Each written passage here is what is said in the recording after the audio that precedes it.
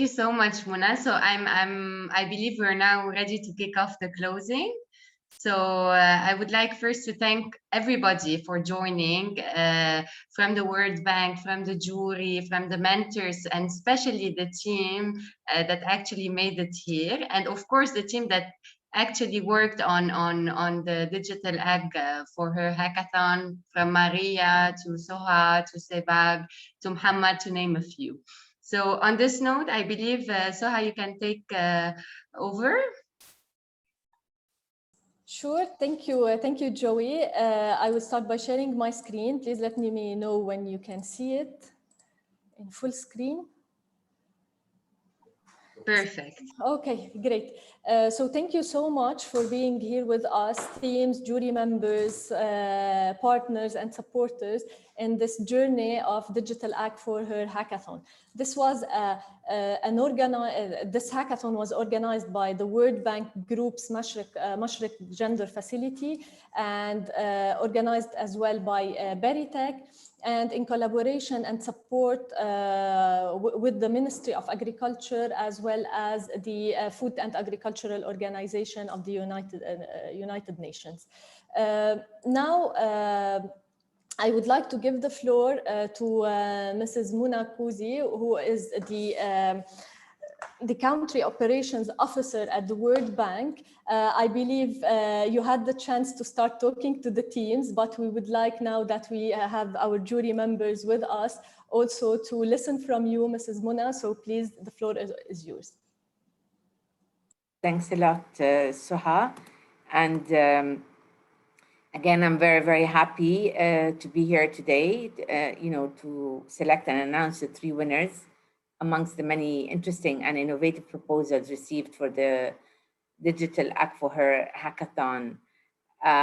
This hackathon aims to crowdsource and support innovative ICT-based solutions through women-led initiatives tailored to enhance the efficiency, equity, and environmental sustainability in the agri-food sector in Lebanon. It is particularly focused to support women working in agriculture.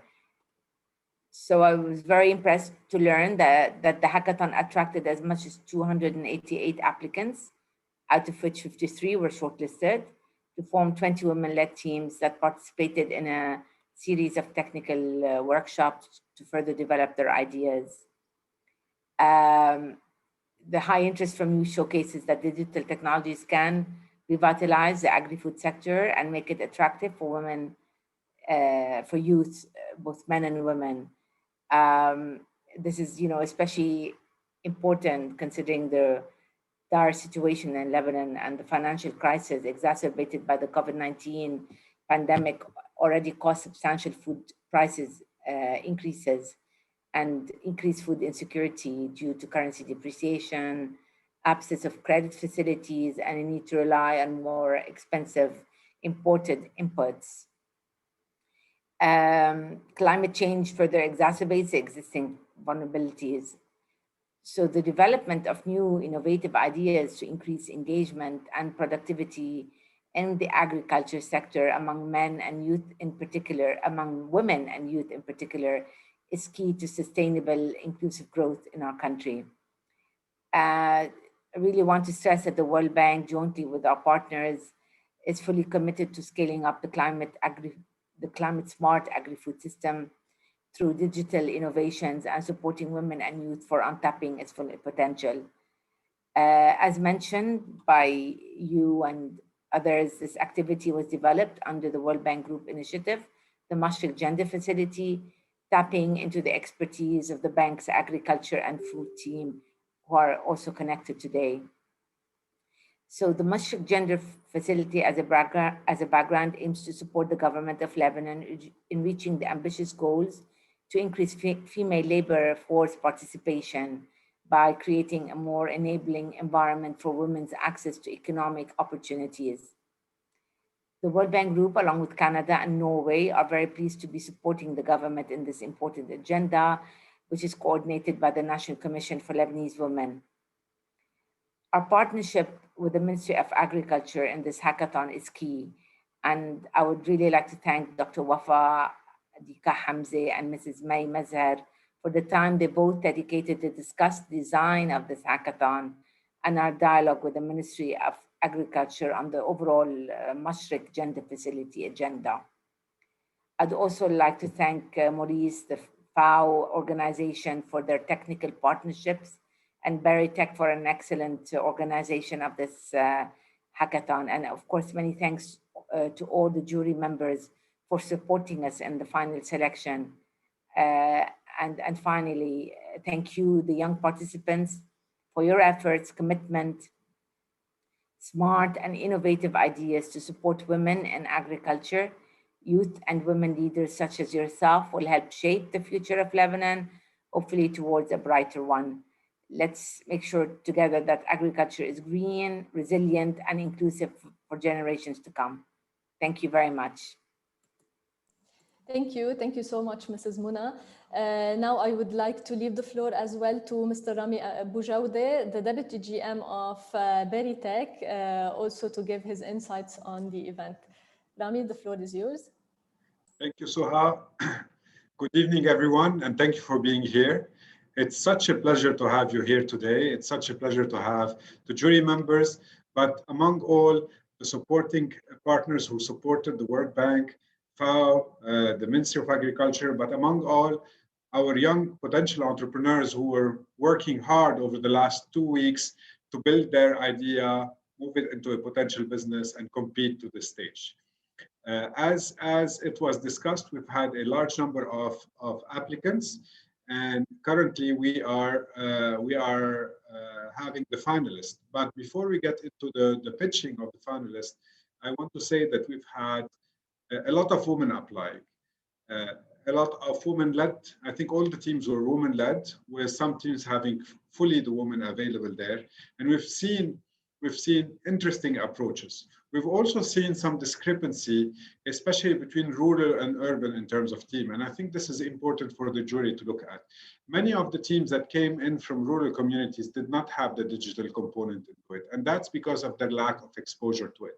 And I think this is an effort and an interesting approach to think about it when, programs are being designed for rural communities to rethink about digitization and tech in rural communities as part of agriculture development in those communities. I think this is important to see how, programs that are maybe supported by FAO, the World Bank, and so on in rural communities, to see how we can introduce digitization, coding, social media content, whatever it is, to get people in those communities to not only absorb digital content, but also develop digital content, digital solutions, and so on. I think this is very, very important. Having said that, as Muna has mentioned, the agriculture sector in Lebanon and the region is in dire strait of improving, becoming more productive, more sustainable. But at the same time, if this happens, we could create a lot of jobs for people in those communities. We can retain people in rural area, provide peace and stability in the regions, and ensure that we have jobs that are good, women are involved, youth, and so on. So your job as a potential entrepreneur, or young people who are on this call, you are a cornerstone in this revolution moving forward. I believe what you have been doing over the last 2 weeks will take you to the next step. Even if you don't win today, keep on going. There are lots of programs that Berytech and others are playing in this space. And there is more to come, with the World Bank's drive on the gender facility, their digital agriculture plans going forward. There's a lot to be done across the board with multiple donors and the local community, with the ministry as well, believing in digitization. So with that, I will move back to what is essential, which is getting you guys to pitch. I want to again thank the jury for giving us the time and participating with us. This is super exciting, and looking forward for the teams to be in the finals. Thank you very much. Suha, back to you.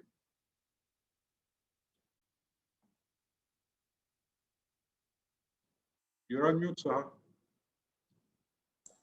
Again, thank you, Rami. Thank you for this note. Very quickly, giving again the numbers that was already mentioned. We had the 288 applicants. We selected 24 teams. 20 teams made it to the pre-selection, and we selected 9 teams to be pitching today. in this final. During the hackathon, we did the pre-hackathon phase where we gave trainings and workshops regarding the problem identification, validation, how to validate the idea, the problem, and the solution. We pushed the participants to go to the field in day 3 and 4 to really validate the problem solution fit and solution market fit. During the hackathon, they had the time to get not only workshops on technical and business, but also mentorship with field business and technical experts. And finally, we did the pre-pitching workshop and the pre-selection. Very special thanks to our partners who helped us in spreading the word and in disseminating our call, as well as our partners who helped us in the pre-selection, from FAO to World Bank to Food Site, Berytech, and Revotonics. The selection criteria, as already communicated with the jury members and with the teams, we will be looking at the idea validation, so the understanding of the problem, the customer segment, the innovation and impact of the solution, the competitiveness and scalability of the business model, the prototype existing and feasible, and the team skill set. And now I would like to welcome again our jury members, Mrs. Wafaa El Dikah Hamzé, Senior Advisor at the Ministry of Agriculture, Mrs. Haifa El Kaylani, President and Founder of the Arab International Women's Forum, Mr. Maurice Saade, FAO Representative and Head in Lebanon, Dr. Mustafa Haidar, Director of ARIC at AUB, Mr. Constantin Salameh, Investment Expert with us always at Berytech, and Mrs. Reem Nejdawi, Chief Food and Environment Policy Section at UNESCWA, and last but not least, Mrs. Reem Nejdawi, Executive Director at RISE 2020. Thank you all for giving us this time. And helping us choose the 3 winners who will get the chance to win in-kind incubation, an incubation phase of 2 months and in-kind prize of $4,000. I don't want to take much time. Now I would like to give the floor to my colleague Sevag to start introducing the first team and to kick off the pitching phase. Thank you, Suha. So this is the actual kickoff. So the finals. So the first team that will be presenting today will be team. Let's see who's presenting first. Orga Culture will be presenting first. So team Orga Culture, please share your screen, unmute yourself. Hi, Seva. Can we test إذا عم تسمعنا, please? Yes, we can hear you very well, Joel. Please share your screen. As we mentioned earlier, during the week, you have 4 minutes total for your presentation. That includes your prototype as well. And then we're going to have a few minutes of Q&A. Everyone else? Yes, we can see your screen. I'm going to start the timer and I'm going to stop you at 4 minutes. Okay, just sorry about that, but if you go over time, we're stopping you. The floor is yours, Joelle. Go ahead and good luck. Thank you. Okay. Hello, everyone. This is Joelle and Sophie from Orga Culture team. I'm going to start by sharing my story with you. A few years ago, Mom was diagnosed with cancer. The doctor suggested we follow organic diet, but unfortunately, the products were expensive and inaccessible. Maintaining an organic lifestyle was a hard task to do, but at that point, we had no other choice. Back then, I remember thinking healthy food should be available to everyone instead of being a luxury. And today, this continues to be an unresolved issue. After further research, we were able to pinpoint 2 main problems. On one hand, we have the consumer's pain we just stated, and on the other hand, we have the obstacles the local producers face, like mismanagement, sales and distribution, lack of confidence, and consultancy. Now we realize that those 2 problems are directly connected to each other, and so the solution should be. we are offering you a tool to change your life, to be a part of a healthy community. Orgaculture is an e-commerce platform where consumers can easily access and buy all their organic products from one place. The Orgaculture application serves as an online market. You can easily log in and browse through our variety products, purchase your items, add your address and contact information, and get your order delivered within minutes. Not only that, the app will work as a hub that connects our members through their local organic producers, building a relationship that is based on credibility. Our team will be working with all different parts of the production, understanding risks and assisting our local producers with exactly what they need, which is strong management, advanced scientific guidance, and a sustainable link to a wider market will help assure that their products will be affordable and fall right into the consumer's needs. Now, about our business model. Our business model consists of 5 phases. Ground zero is our production phase.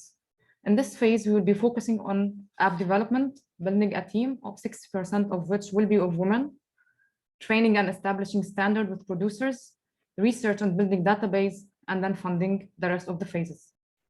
Phase 1 will be, we will be launching our app, our platform. Okay, and this phase is going to be focusing on marketing. In this phase, we will be launching our campaign. We will be working on our awareness campaign and our sale campaign. And in this stage, we will be starting to make profit through a percentage on our sale and through percentage on our delivery services. Now, phase 2 is what makes it special. Okay, in this phase, we will be building a community, building a community that is effective and that is profitable. In this stage, we'll be organizing events, building our loyalty programs, and organizing workshops and discussions with our community members. Phase 3, we will be maintaining a profitable and active platform by perfecting our users' journey, testing the market, and working on feedback to make the platform even better. Now in phase 4, we will be scaling up. We will be working on operation expansion, on growing our community, and on the return of invest. Now we have a great team. Okay, that's me, Sophie. We have Rislan Kain, he's a computer engineer. He's joining in from Canada. We have Joelle Shalita, she's an F&B consultant. And then we have Ziad Ghamrawi, he is our expert and an agricultural engineer. So if we do win this competition, the money will directly go into funding our phase 1, the production phase. Thank you all for your time. Very good. All right, thank you team Orgaculture. So just a quick reminder for the judges that we're going to open the floor for the questions. Just one thing before that, make sure that the first column in your scoring sheet is not Orgaculture, so we're starting with column 2. Just make sure that you're scoring the right team. Orgaculture is the team that just presented. So questions from the judges, the floor is yours, 5 minutes of Q&A.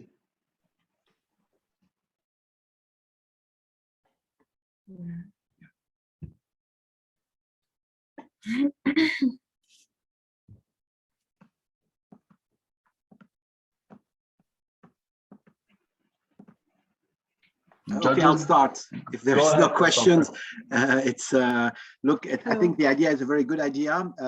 This is great. I understand where this is coming from. What I'm interested now is for you to be able to develop the first phases, to develop your platform and your mobile app. Have you sized how much money do you need, and have you sized where you going, how you're going to bring and raise this money? Just as a curiosity. So yes. For your first phase. Yes, actually, in our first phase, ground zero, application development. The application development, Rislan on our team is already helping with this, and he knows exactly the cost of the whole thing. We're of course working with a student developer, not with a company. And then within that phase, Ziad, the engineer, will be helping us collecting data and giving workshops and awareness and helping the farmers and the local producers of organic products to actually maintain and sustain their work and get it better. So I hope I answered your question, Heidi, regarding the fees, the costs. Very good, thank you. Maybe one last question is in terms of sourcing your product, what have you done so far and how do you plan to be able to make sure that you have quality product month after month and delivery after delivery? Thank you. Okay, so thing is, we're gonna be, there's gonna be a smart operation going on between the farmer, the store where we are storing these products, and the consumer through the app.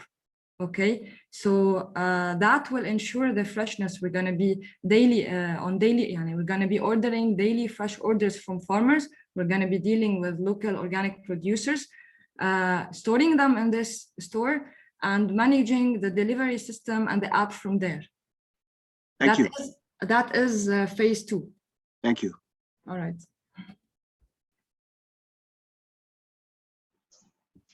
All right, other questions from the floor? I think you're not seeing our hands. We have 3 hands up. Oh, we do not see that. We're sorry. We're not used to running. Go ahead. No, so I think I'll Maurice start with was Reem. the first. Okay. Okay, thank you very much, Joelle and Sophie, for the great presentation and for the enthusiasm. I think you focused a lot on your business model and the development of the app. But I don't think that's the most challenging part, because this is now, you know, anybody can do it, if I may say so. But the biggest challenge in dealing with organic farming is the certification of to be organic, yes. and especially with small farmers. Now, my question to you is that how you will ensure that your suppliers are certified, and how will you monitor that? Because certification need to monitor and visit the farms to make sure that they're using, organic processes. So first of all, will you require that they provide certification of being organic? And 2, if not, how will you ensure that they are certified? Thank you. Thank you. May I? Yes. Okay. So regarding the certification, we actually discussed the whole phases with a lot of people who are really helping and encouraging us. We will be applying for other small funds as well. One of the people who are working with us actually will provide us free certificates for up to 15 organic farmers. So that is a plus. We already have from phase 1, actually from ground zero, we have this. This is where we're starting. This company will provide the whole process of the certification. We're going to be helping the farmer sustain and manage their products. Of course, there's going to be an operation going on between us and them. This is where Ziad the agriculture engineer will interfere. And when we get to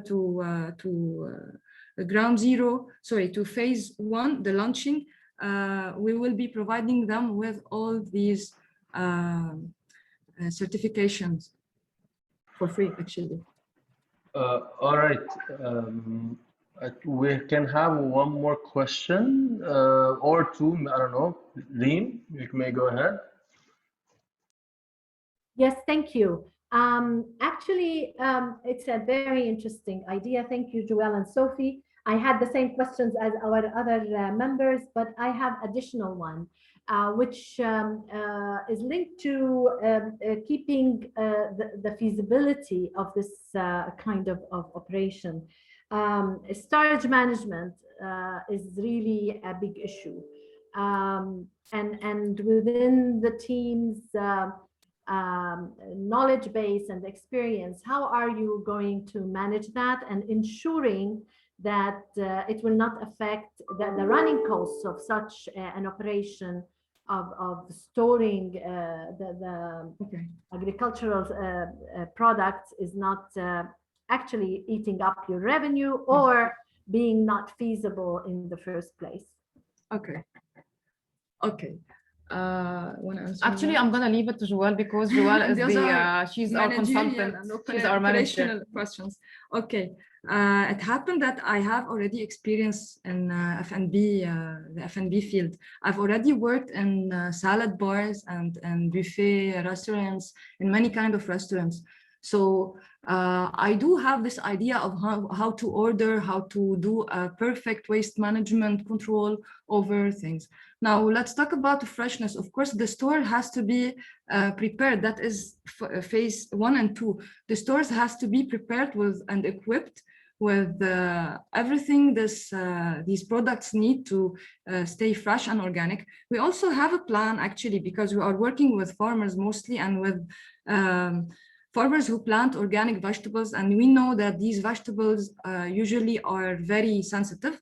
Okay, we're working on a waste management program that actually will provide more job opportunities for women, which is actually a sustainable small kitchen within the store, because in this store we have vegetables that are fresh coming in and out every day. So there won't be any waste actually, because we will be forming a kind of money coming from the store as well. I've already opened a supermarket 5 years ago. I opened it for 3 years in Dikwene. And we had this pain in this management because we didn't know what to do actually with these vegetables. And we had it very well organized. We had 2 or 3 women working with us on this mune, from frozen vegetables to mune kabis and stuff, to juices and others. So did I answer your question? Yes, absolutely. Thank you. Okay. Thank you, Team Orga-Culture. Time is up. Thank you. So we have Soha will actually introduce the next team. Soha. Thank you, Sevak. So next we have Rivaland. Team Rivaland, please get prepared, share your screen. You will have 4 minutes, 3 minutes to pitch and 1 minute to show your prototype. So a total of 4 minutes. We will stop you once done, and we will give 5 minutes to the jury members to ask you questions. Please let me know when you are ready. So okay, we start the timer. Okay, you would like to share your screen?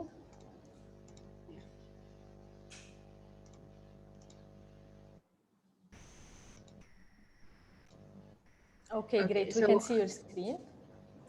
You can go ahead. So I'm happy to be here presenting to you on behalf of Team Rivaland. Our story will be about the Litani River. It's a vital natural resource in Lebanon. Actually, 20% of Lebanon's water is discharged into the Litani River, and 20% of the Litani River basin depend on agriculture. Now, taking a closer look on the Litani River, we see that it is severely polluted and posing a threat to the public health. So how are these farmers irrigating their crops? Ironically, some of them still use this water to irrigate their crops, and this is causing a huge public health issue.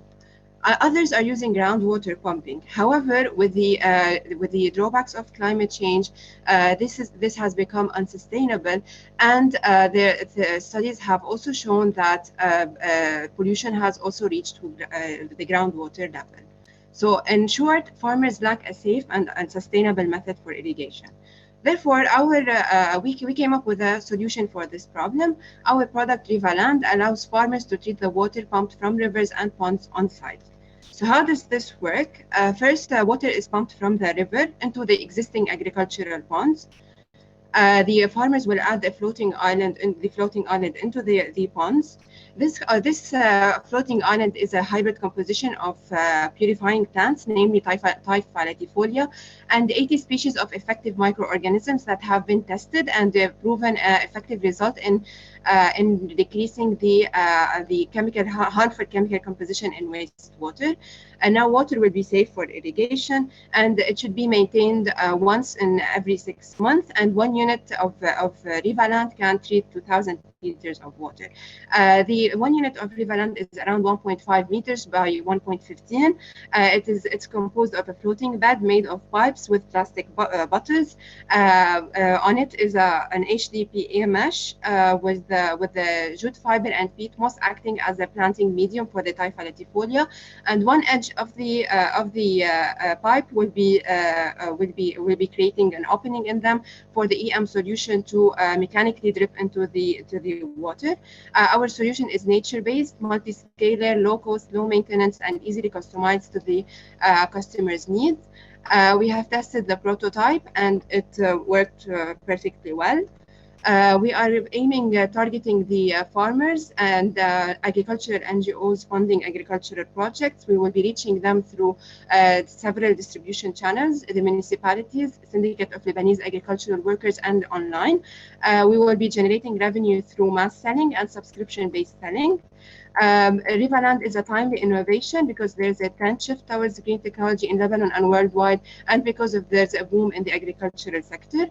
We have several competitors in the field. However, our product is more affordable. Our user experience is much more easier with materials chosen vernacular to the farmer's culture, and we are using recycled materials.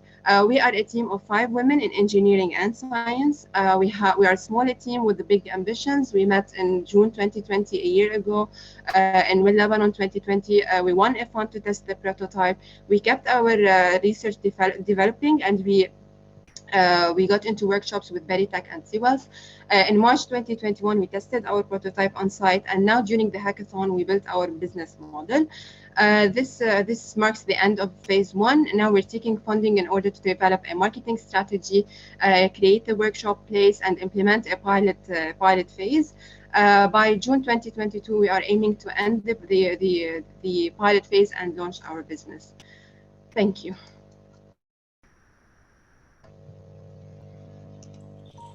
Thank you, Rivaland team, just on time. So thank you for this. Jury members, please, the floor is yours to ask questions.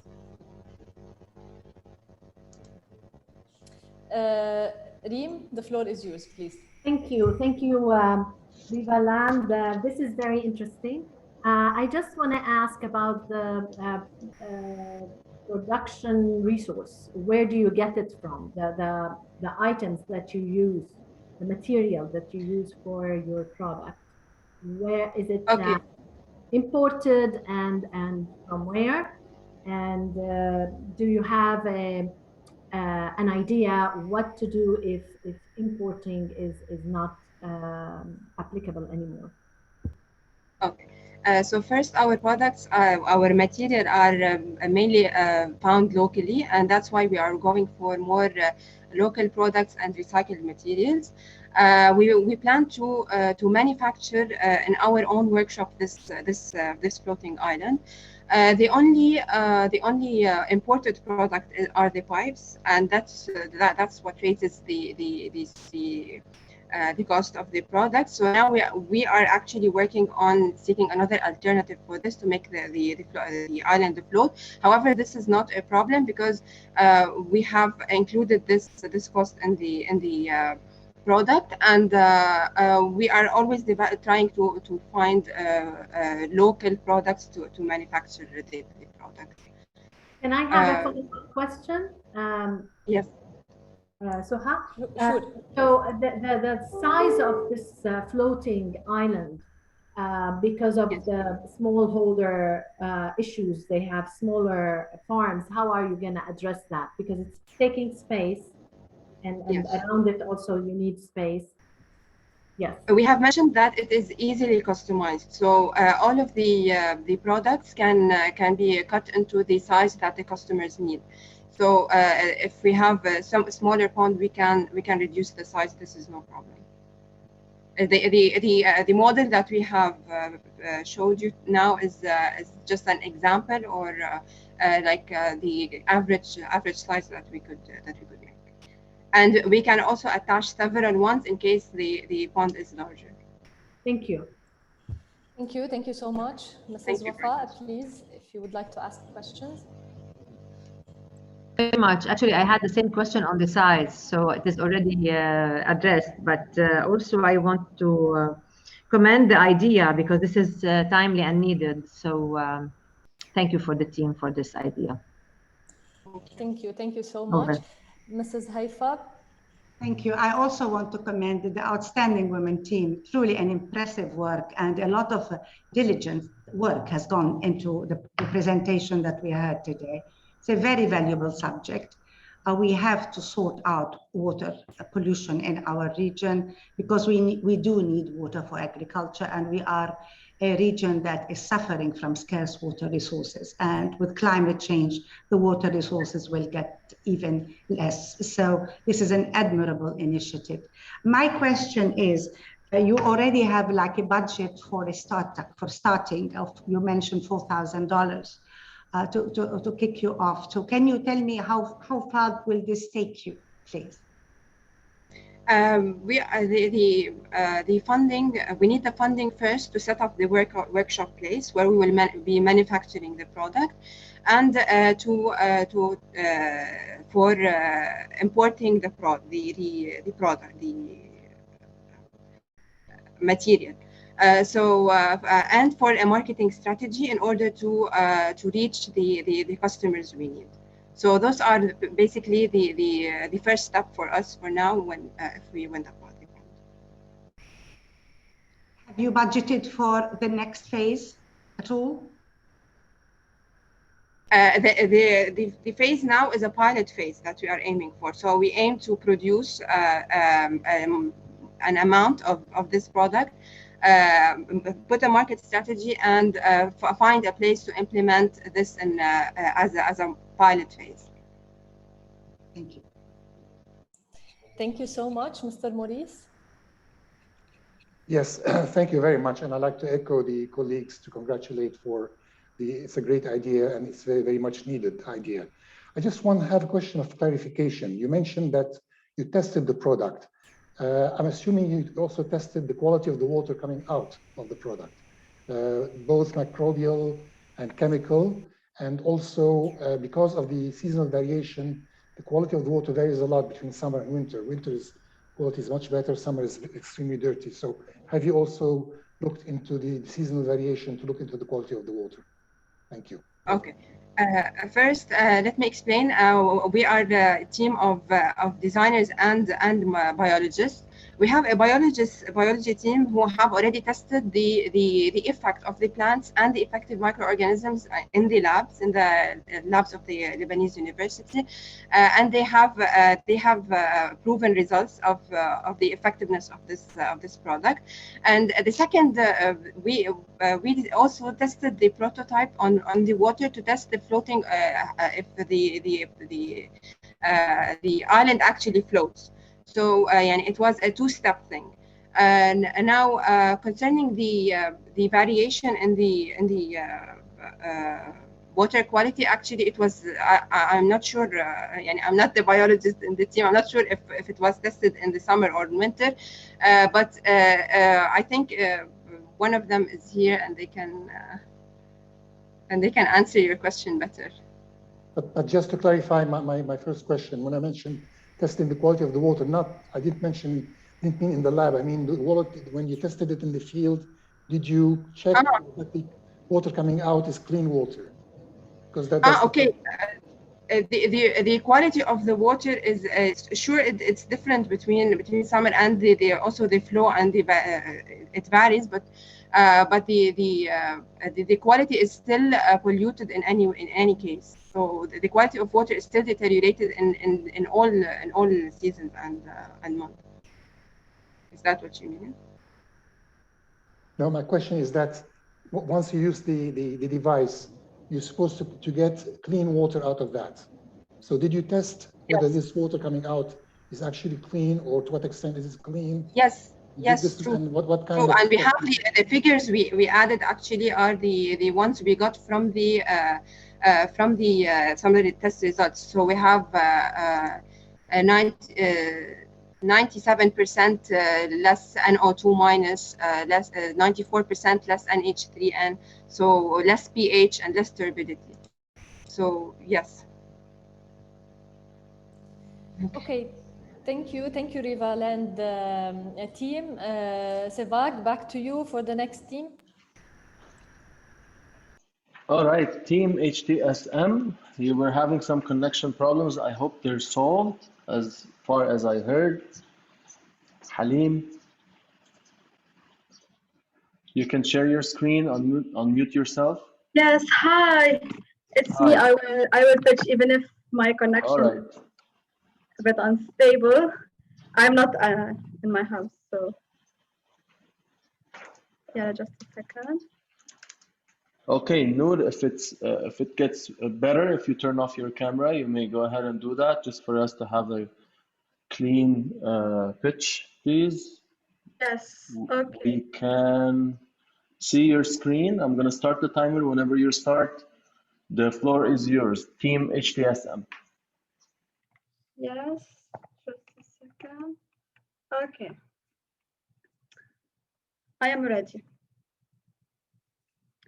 This is the story of Mustafa, an old-school farmer of Bekaa, where we met him working hard under the burning sun. He sells his products for a living, assisted by his non-graduated children. Although his big lands, he already has low income, and now, during the crisis in Lebanon, his condition has worsened. He prefers to stop working than spending all year long on farming for just a month of harvest, which won't be worth it anyway. Besides, his sons think of changing source of income, but can't find any work because they don't hold any degree. So how can we solve the low income of the farmers?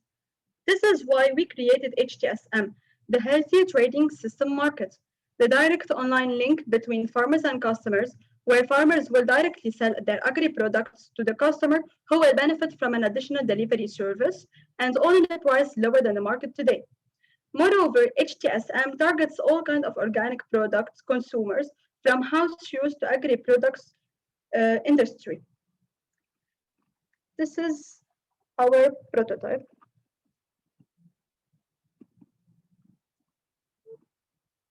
Okay, I guess I'm having some problem. Okay. This is the sign up page. Whether you are a farmer or a customer, you will fill in with your personal information and click in here. You will be then taken to the feed page. If you are a farmer, you will post regularly your products plus your information, phone number, location, and some information about the product, plus the final price, which includes the cost for the farmer and our commission. And let's take an example. I am a customer and I want to buy some tomatoes. I click in here and I will be taken to this page. This is the placing order page. Those information will be filled in automatically because of the sign up page, and I just choose how many kilograms I want from the product. Once I'm finished, I click in place order, and the farmer and the delivery service will get the notification so we can get on with the order. And of course, we will have a direct link between us and the customer. Our profit mainly comes from a commission on the original price put by the farmer. Our direct competitors are the markets and their online shops. How we can beat the mass market? We will focus on the quality control. Each farmer will have a product rating, and we will be updating on the farmers and our customers. We will try to break the regularities of only a website, along with reducing as much as possible our costs, which until now is very minimal, although we almost tested the system. We began small inside the acquaintance circle, and now we rely on customer experience, word-of-mouth marketing. Then when there is a mass demand and money needed for the website, we will create it fully working so we can promote it via app stores or complementary agri websites. Halim Muhammad and I believe to spread equality in the distribution of goods by trade as to increase the income of the farmers. And here for the future, we want to grow our team and distribution of products as work with officials. This is our team, and Muhammad Nimr. And here are a bit insights of on our team. We completed last year in Hot Place, where we met Christopher Arida. Then we entered the group Mentor Lebanon, where we met Mohamed Fakir, and we worked with them on our skills and credibility. And as well for the hackathon, it was a great event for women to shine and enter the agribusiness field. Thank you.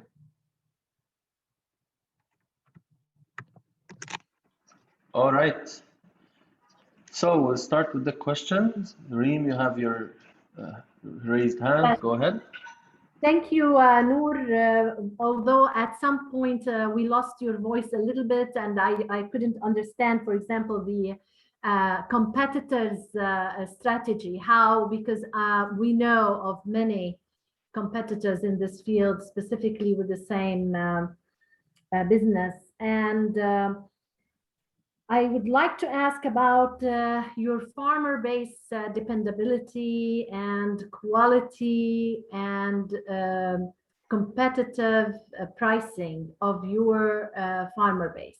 How are you going to ensure all that? Are you going to go in the field? Do you intend to have specific strategies to ensure that you can compete in this business? Yes, so as for the first question, let's start with, we heard a lot that people try to do the same as our idea, and a lot failed. So they stopped at early stages. So now we are past that stage that we could fail, but still there is a risk. The risk is the mass market.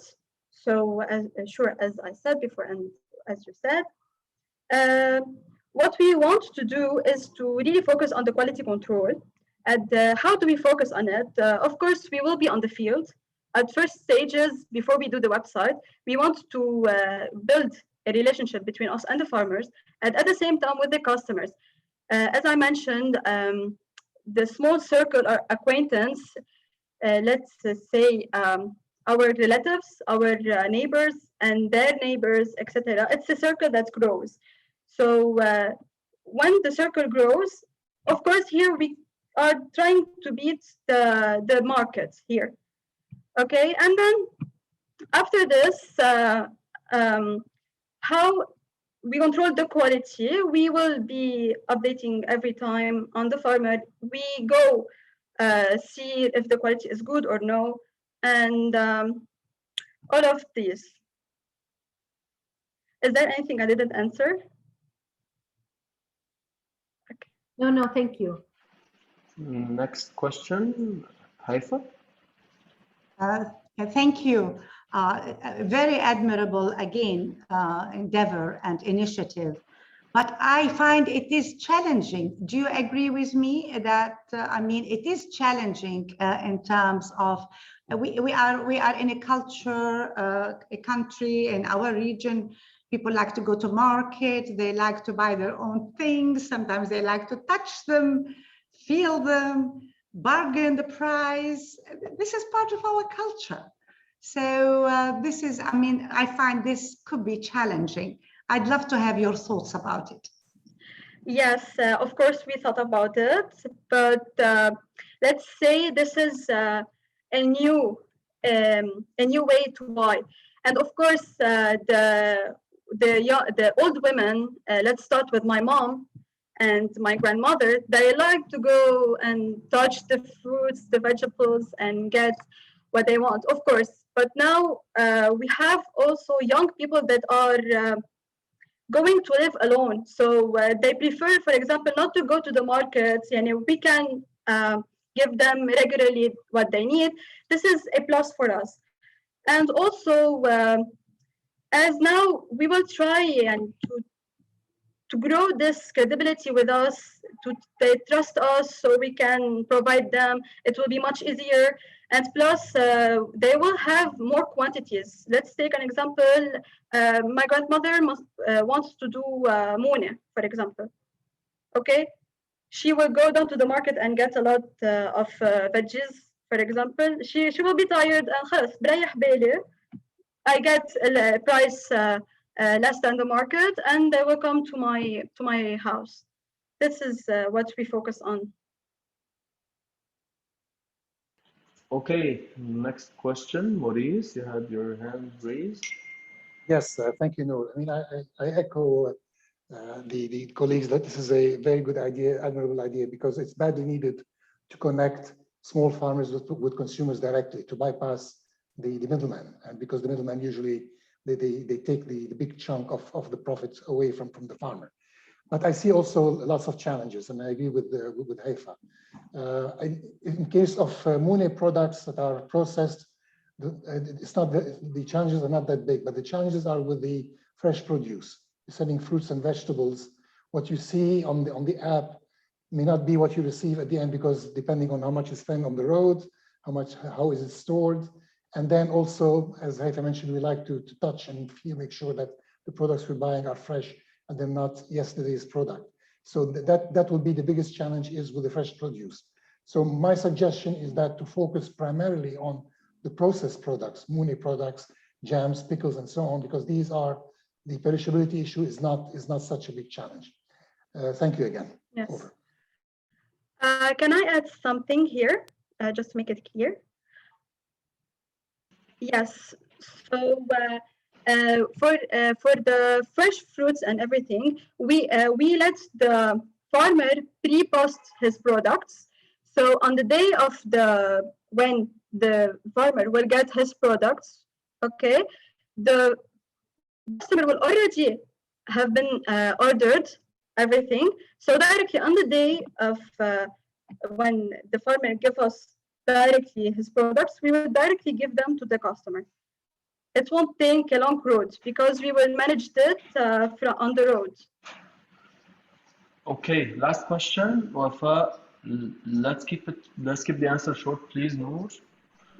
Thank you very much, Noor and the team. That's interesting. And again, this is something that is really answering for a problem. Like I echo what Maurice mentioned as well in terms of the linkages and avoiding the middle persons. But now with this, my concern is really at the field level. I mean, you mentioned that you will go and inspect. So you will, I assume that you will have a team that will go and inspect on the quality of the products that you will get. Is this what you mentioned, please? Because there were also some problem in connectivity while you were presenting. We couldn't grasp everything in the presentation. Thank you very much. This is true. We will have a team soon, but at first we want to do it in person, and then we will have to give it to the team. All right, thank you, team HTSM. Just a quick reminder for the judges to fill the sheet. I think, Haifa, you hadn't filled the column for the first team that presented. Yes, I had a problem. I had indeed a problem. Can I go back to that earlier? Yes, of course. Yes, of course. You just go back a couple of rows and fill them. Thank you. So, Soha, you'll be presenting the next team. Yeah, thank you, Sebag. So now we have Pure Farms. Please, Team Pure Farms, get prepared. Share your screen. You will have 3 minutes to pitch and 1 minute to present your prototype. We will stop you at 4 minutes sharp, and we will have 5 minutes for the jury members to ask questions. Please feel free to give me the go Thank sign you. whenever your screen is shared. Thank you, Soha. First, can you hear us well? Yes. Okay, so I will be sharing my screen. Okay. And I will be turning off, I don't know if the camera is still on. No, yes, your camera is on, but we can hear you very well. You can start. Okay. Okay, so now we will start. Yes. Okay. What is microgreen? Microgreen is the solution for a non-sustainable agriculture in Lebanon that relies on traditional farming. During the trial of our project to create a sustainable technique in the field, we discovered that our main customers, the non-Lebanese cuisine restaurants, are suffering from the increase of prices due to the economic crisis, in addition to bad quality of pre-cut microgreens with a low shelf life and the lack of consistency. With our innovative technique and the use of the indoor vertical farming system, we are able to produce on a daily basis to ensure consistency and credibility. Pure Farms made the microgreens more affordable by reducing the cost up to 40%, increasing the shelf life up to 10 days by keeping the product alive, reducing import and waste, while delivering a beyond organic product. We are not alone in this market, but our competitor are using pre-cut techniques with low quality, highly priced microgreens. And here comes our main leverage. We were able to reduce the cost while delivering a bigger portion for our customers. Our sales plan will rely at first on the B2B approach, and with the help of social media platforms, we will use a B2C model. And for those who want to grow at home, we will provide them with the expertise and a small designed home kit. The global microgreen market is estimated to reach $17 billion in 2025, with a 7.67% annual growth rate. With our team efforts, myself, Marie-Antoinette Houayik, I'm an architect, but I'm unemployed, helping my brother, who is an agricultural engineer. He has a 10-year experience in the agricultural sector. So we are developing this project, and Madame Reem Nejdawi, who will be the supervisor responsible for checkups on the whole production system. We will strengthen our roots in Lebanon and hire experts to tackle the MENA region. So join us to make a difference for the need of Pure. Okay, I will talk a little bit about the prototype.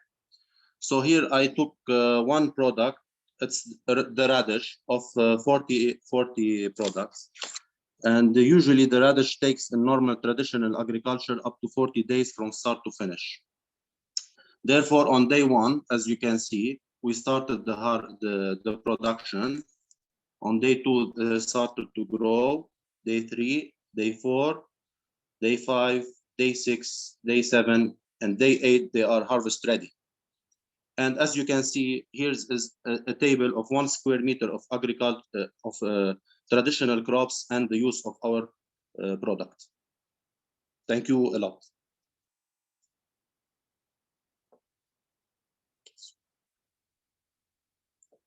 You still can hear us? Yeah, we hear you. We hear you. Okay, I will stop sharing the screen.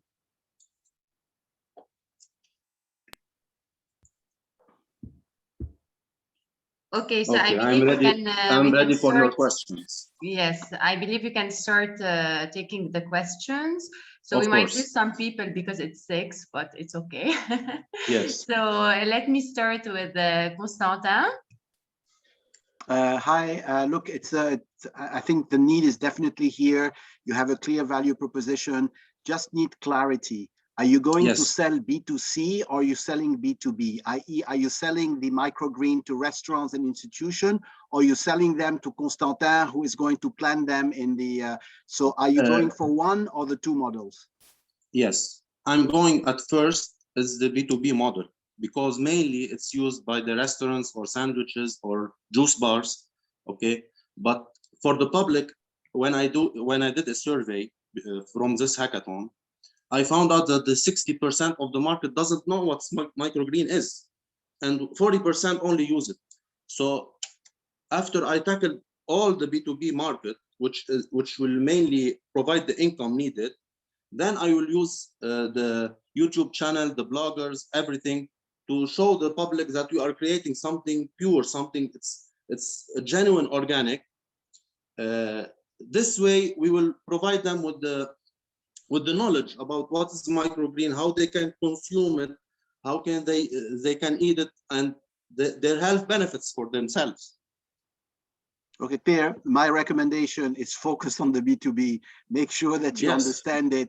B2C is going to take a lot of your time, a lot of your energy. So this is the only comment. Thank you, great idea. Yes, thank you, Constantin. Thank you, Constantin. So now we will move to the second question. Reem, please go ahead. Thank you very much. I'm asking about the expenses. It looks that the vertical farming is more expensive than the crop per kg or per what exactly? Because I couldn't get the feasibility. How did you? I will clarify it for you. Yeah. I understand what you're trying to say. First, if you want to create a 1 square meter of radish, it will create and give you an income of 10,000, 20,000, let's say 50,000 per 1 square meter.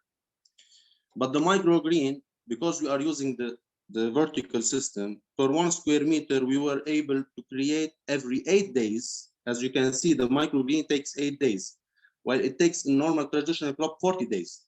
That's one crop. Tomatoes take 67 days, 70 days.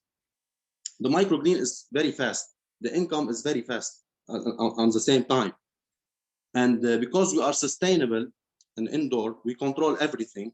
Therefore, our production is consistent. We doesn't have any breaking in the product. Second, in 1 square meter, we are able to create 20 kilograms to 30 kilograms per 1 square meter in the vertical system. But every 8 days, we are able to generate 2,400,000 up to 3,600,000 with 50% net profit after paying ourselves and the electricity and everything. Because the people who, our competitors who use the microgreen technique to sell to B2B market, they use primitive technique. I developed the technique. I reduced labor, reduced the soil, the compost, the organic compost, the soil uses, the pesticide, the fertilizer, the labor cost. I reduced everything. Therefore, our benefits now in the economic crisis is that our product became more affordable than others. And I was able to deliver a pure, genuine, beyond organic product. Thank you, Marcel. I would like to ask you, please, to keep your answers as short as possible, yes, to make sure to as many questions as possible. Mrs. Haifa, please. Thank you. Again, congratulations. Vertical farming and hydroponics are the future for agriculture in our region, especially with the scarcity of water and with climate change. We need to focus on sustainable agriculture. There's a lot of market for what you are proposing to do in Lebanon. As it happens, I am living in the UAE this year, in Abu Dhabi and in Dubai. All the time, what they're talking about is vertical farming, and they are importing some of the leading companies from the States and from Europe. And they are proud of the greens that are being produced in the UAE, going to top hotels, top restaurants. So there is a lot of future in what you're doing. It might be challenging in the beginning, but congratulations. Thank you. Thank you. Thank you very much. Thank you so much, Mrs. Wafaa.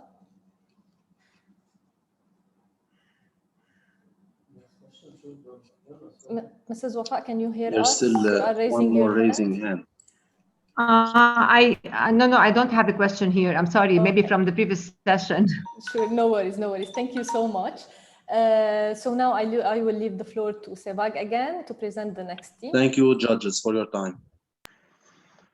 Thank you, Marcel. Thank you, judges. So a few minutes for you to fill the sheet. I can see that, Wafaa, if you're having problems, please let me know. I can see that you haven't filled the last two teams' sheets. If you're having problems, please let me know. Yeah, I had it before, but now it's working, actually. Awesome. It was not clicking, honestly. So now I just copying it from my papers. Cool. Awesome. Okay. So Team Agro is next. Team Agro, please get yourselves prepared. Judges, just a few seconds for you to fill your sheet. Team Agro, please share your screen. I see Chloe. Yes. And Anthony. 1 second. And Anthony. Wait, I can't. Okay.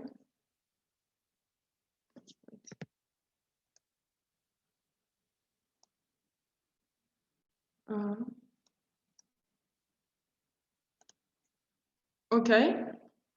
So yes, you have 4 minutes to present your pitch and prototype together. I'll be stopping you at exactly 4 minutes. I'll start the timer whenever you start your presentation. Okay. Good morning. We are Agro. Our aim is to create a platform to facilitate the connection between the land and the workers. We noticed that the main obstacles to agricultural production is the uncontrolled urban sprawl over the most fertile territories. But nevertheless, we think that these big problems bears in itself a big opportunity. We thought of a software that will allow people to work the land surrounding the same countryside houses that are fragmenting it through a system of diffuse field. Through the software, workers will get in contact with landowners, and after paying first percentage on the total rent, they will create a personal portfolio of fields to work, adding up to as many hectares as they wish. Since many of the people interested in jobs may lack specific skills, an open source database will be embedded in the site. And when harvesting time comes, a second section of the app will work as a platform to link farmers needing temporary labor and skilled workers needing temporary jobs. When the cycle ends, the farmer will pay the remaining percentage to the host, and Agro will take a 10% commission on each transaction. Our aim will be to use the website to make the parties trust each other, but not enough as for them to make transactions outside of the guaranteed space of the app marketplace. This arrangement will create a win-win situation that will favor the expansion of our customer base, generating a closed self-implementing system. Now, how do we make people know, and how are we going to involve them? We basically aim at creating a comprehensive strategy to reach all the different segments of society using both digital and paper advertising. But nevertheless, the main focus will be on partnerships. By cooperating with some of the main agricultural NGOs on Lebanon, we will have access to preferential ways of communication as well as to incentives to help first starters. Also, being the first app of this kind on the market, will have a strong comparative advantage in relation to other websites that would have to be used in combo to get the same service. And we will attract people by making their life easier and providing new opportunities. Moreover, by its design, it will be perceived as something young and user-friendly, without considering that even just the master classes alone will be of great use to many. For what it is of its development of opportunities, we think that Agro, if it becomes widespread enough, it may work as a retail platform for direct online distribution, or by fostering the establishment of cooperatives and retail sports in different parts of the country. Finally, the app has the potential to expand to the European market by adapting to the needs of different countries. If we only consider France and Germany, we already have a potential customer base of more than 500,000 people per season regarding seasonal working. We can end up by saying that from Lebanon to Europe, Agro has the potential of easing the relationship between agricultural work and people, while creating an international agro community. So for what it is of the demo, you can see this is the homepage. We have the 3 sections which are well evident, and by clicking here, you can put your land to rent. And if you want to start cultivating, you just click here, and you get access to all the land that have been put up for rent. And as you can see, it's very easy. It's a familiar visual pattern, which makes it even more user-friendly. Once you have your database, you can keep track on your field by going on your profile, and you have everything you need to help organize your work. And from here, you can also access the capacity building database for organic farming, considering the incentives of small parcels, and where you can find all tips on the techniques. Back to the homepage, the second worker experience, the seasonal worker experience is really similar, with the difference that we'll get in contact with those who have been working the land. And thank you very much. And we hope that Agro will help incentivize younger generation to go back to agriculture. Thank you, Team Agro. That was exactly on time. I will open the floor for questions. So, questions, judges, Maurice, go ahead, please.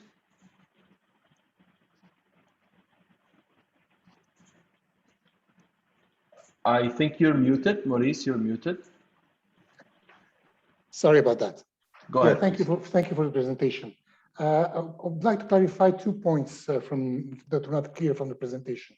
One, what kind of contracts, the rental contracts, I mean, because as we know in Lebanon, all rental contracts in agriculture are very informal, and yes, they are only enforced by, because you know the person you're renting to, therefore you trust them, and vice versa. So if you're using a kind of a more kind of a online application, how can you guarantee the enforcement of these contracts? And if there are any disputes between the owner and the renter. And the second point I wanted to clarify, I wasn't sure about the seasonal workers. You said that will be a platform for seasonal workers to apply for jobs. Yes. But knowing in Lebanon that 70–80% of the seasonal agricultural workers are either Syrian or Palestinian or other nationalities who do not have access to this kind of technology, or they're not literate in that. So how do you ensure that they have access to this kind of technology? Thank you. Okay, starting from the seasonal worker problem, I've seen from FAO records that almost 25% of people in Lebanon actually work as a seasonals in agriculture, in formal or informal ways. And 50% are actually women, 51% on the record of 2012. And for what it is of internet access, also in the World Bank Forum, I've checked the data, and it gives access to internet to up to 80% of the population. So, which will still maintain a big customer base. Obviously, we can't access every single part of the population because it will be too hard. Although, it could be something that can be developed through time. And for the other question about the informal contracts, this is actually one of the problems or opportunities of the app. Because if you are already in agriculture, you have these informal contracts, you know how they work. But if you want to start new, you don't have this kind of confidence and you need some guarantees. And one of the aims of the app is to provide people with some more guarantees about what they're gonna do, what they're gonna get. And this way would also help younger people to get incentivized to start working in agriculture. I hope I answered your question. All right, next question. Let's go, Constantin. Let's keep the answers a bit shorter, please. Chloe, be concise, please. Go ahead, Constantin, please. Yeah, Chloe, a quick one. Look, I think it's a great idea. My recommendation is really focus on having the connection between the landowner and the farmer. Now, from the experience that we have with similar companies that are doing this, it's extremely difficult in Lebanon to get access to agricultural land. So people tend to use it in other ways. So your challenge is going to be getting the data of people who are willing to rent that piece of land. So tell me how you plan to change this mindset and to encourage people to post their land for rental for agricultural purposes. Thank you. Okay, so basically I have found a series of NGOs that have a really broad knowledge of the land. And my aim is to talk to them and help identify bigger parts of unexploited land and exploited field around houses. And then I will actually go personally try to get the link. And when we start having the project implemented on a first part of land, we start having I don't know how the spillover effect, and people, if the project works, will keep talking about it and keep developing it. Like the images I've taken were from Airbnb, and they have a lot of land around. So there are people who have this mindset, and it's more than 8% of the Lebanon whole population that have a second country house. All right, one last question from Reem. Reem, you're muted. Thank you for a great idea and actually needed specifically with the unemployment rising. Two questions. Do you have a legal person within your team? Because that's needed with all the contracts and the follow-up. And you mentioned something about capacity building that I didn't get. If you can clarify that, please. Okay. Thank you. We don't have a legal person. We need a developer and a legal person, which is the main asset we need to add to our team. And about the capacity building database is that if we want people to start working in agriculture, one of the problems of Lebanon is that people don't have access to small agricultural techniques and tips. And it's actually really easy to for example, using automatic bell siphon, you can create a continuous cycle of watering without having to waste water, especially for the small parcels. You can improve production and not waste water. And there are a lot of many things like this that people must know in order to make the biggest profit from a small land. And so we will provide it, because otherwise it will not work. All right, thank you, Team Agro. So, so I will leave the floor to Soha for the next team. Thank you. So now we go to Team Tahwije. Team Tahwije, please get ready, share your screen, and let me know when you are ready. You will have 4 minutes to pitch and 5 minutes of Q&A. Sarah, you are on mute. Right. Yeah, now you Yes. can talk. Please let me know when you are ready.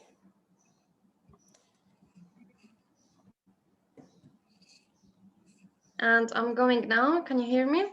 Yes, we can hear you and see your screen. Please go ahead. All right. Thank you so much. You're probably wondering about this number. It seems a lot, right? What is it? This is the amount of food waste generated each year around the world, meaning that 1/3 of our food is wasted. How we're connected to that? In Lebanon, we went from having only 40 cooperatives a few years ago to 1,240. Now imagine the additional waste we're contributing to in the situation of overproduction. Not only that, but addition to overproduction and not fully knowing the market, agricultural cooperatives are suffering from low exposure in the market from the rapidly evolving marketing tactics and its required high budget. Consumers, on the other hand, are lacking access to well-priced products with high quality and control. For that, we came up with Tahwije. It's a web-based online platform whose mission is to market cooperative products, provide them with a community to offer better prices and quality to consumers, which makes it easier for them to find customers and to assure an online presence for less. As it shows, it's giving the consumers personal help, newest products at cheaper prices, better quality, with a bit of taste tests. On the other hand, we're providing training programs to co-ops, online presence, delivery system, a system to manage operations for confirmed sales and expanded network. We're targeting agricultural cooperatives in our B2B, in addition to stores, supermarkets, cooks, care homes, restaurants, housewives, and workers. We're talking about a market size of $600 billion, and that was even before the new rise of digitalization and the mashup of the two. Our focus will be on content marketing strategy, where through our blog, we can produce keyword optimization, open up comments, meta tags, so we can increase our SEO. Also, we're maintaining a cold calling and made online relationships through our portals where our connections are ready to be part of this. We are not the only one out there, but we are unique in our agri community, powerful by showcasing website alike profiles, providing training through the platform. So we are much flexible in mode of connecting and maintaining a powerful quality control to perfectly expert. We'll be having commission per orders, and we're counting on a freemium to premium approach with an average cost of subscription on a regular basis. Our team comprises of myself, Sarah Albana, with dynamic experience in the field of entrepreneurship, my team member Nariman with a dynamic experience in managing projects, organizing events, and Salama Tarabai, she's a farmer with a business PhD and she's our PR manager. Also Sahar, she's our ambitious accountant. She's constantly researching and analyzing data. Together, we've been able to set the whole team to later modify our website as a testing market to the launch and set our collaboration to best uplift the community, to then preserve them, probably a shop. To learn more about the matter, you can reach us through our number or online platforms. As for the wireframe, it's the simpler that it can get. It's a show of the platform where the users can see a hero slide of probably offers, bundles, the freshest and the new in the market. Let's say Joelle wants to have this strawberry jam. She can either have this product to see the cooperative and see the website for it, what they are products, the news about them, or she can simply browse the cooperative from the product here, get the info, probably add it to cart, see similar products. When they add it to cart, then they'll proceed to check out where they put the information. Then and only then, if they are regulars and want to come back, we'll ask them to log in so it can be easier for them. So it's easy, friendly, so users can roam through it.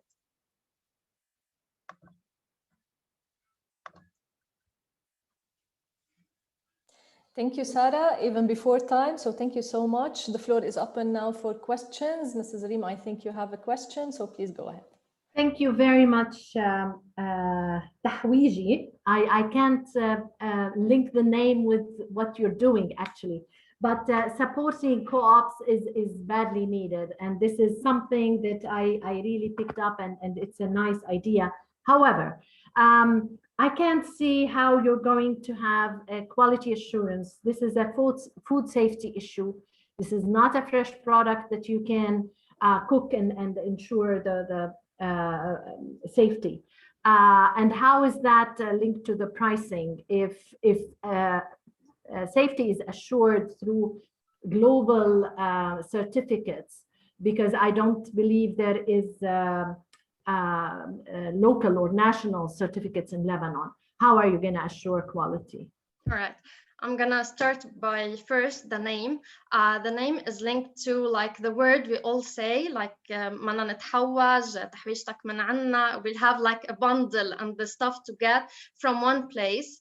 The second about the quality control. As for we were familiar with training programs, and when we're working like directly on field, you need this certification for quality control, even if it's not a certification that we how we used to know it outside of Lebanon. It's how to take samples to the lab. So in every season, when we're putting the freshest in the season, we'll have to have this quality control. The team that we set, not from the main, I said like we have a whole team, it's set and ready, all women, really proud of them and can't wait to start on this. One of them actually works with this quality control process. So even that, or another way to go through it is through the collaborations with like NGOs, FAO, for example, or First Aid Lebanon, where they help the cooperatives to make them like even do their samples, or we as from the packages of our platform, we can do that for you. If you're in this package, we'll do this for you. That's what we want, not to only sell the products. We want to give them a community, a supportive place to make them have their own online presence. Not only I'm gonna buy and get commission like I'm a seller. So it's not a retail process, it's a wholesale process. That's why it's better with the prices and it's better for the quality, because I'm not a salesman. I'm a community for them. I want to help them. I hope that answers it. Thank you, Sarah. Mrs. Haifa, please. Thank you. I also support what Reem has mentioned. Working with cooperatives is extremely important. Cooperatives are at the grassroots level, and this is what we need to help, especially in the agricultural sector, to improve livelihoods, create jobs, and really alleviate poverty. We all know where poverty is. It is in the agricultural sector. So I commend you on choosing to work with cooperatives. This is excellent. And indeed, I think you also have shown a lot of expertise in going ahead in the various steps towards presenting and finalizing for the moment your project. So I think it's all admirable, and I urge you to complete the process and ensure to tick any boxes still left, because it is a very worthwhile endeavor. Thank you. Thank you so much. Thank you. Thank you so much. Mr. Maurice? Yes, thank you. This is really an excellent presentation. I could join both Reem and Haifa was saying that this is very important to help the cooperatives, because cooperatives are usually very good at producing, but they're very bad at marketing. So filling that gap is very important to support the cooperatives. You already answered the question to Reem regarding the food safety, but I think food safety is a very important issue because that could result in lots of legal problems and issues that could destroy the business. So focus on food safety. That's my main advice. Again, congratulations. Thank you. Will do. Thank you so much. Thank you. Thank you so much, Mrs. Wafaa.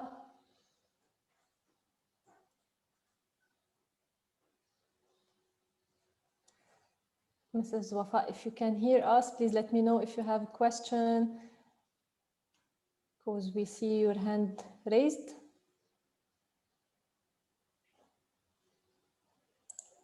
And you are on mute.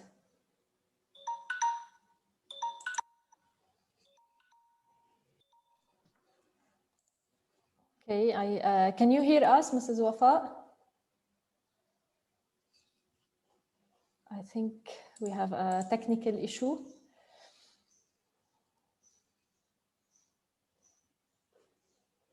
Okay, we will check this technical issue. Yeah, Mrs. Wafaa, you can hear us? Maybe I don't know if you were talking to me, but I lost connection. Okay, we can barely hear you. The connection is not very stable. Probably if she writes it. Yeah, now I can hear you. Yeah. My turn.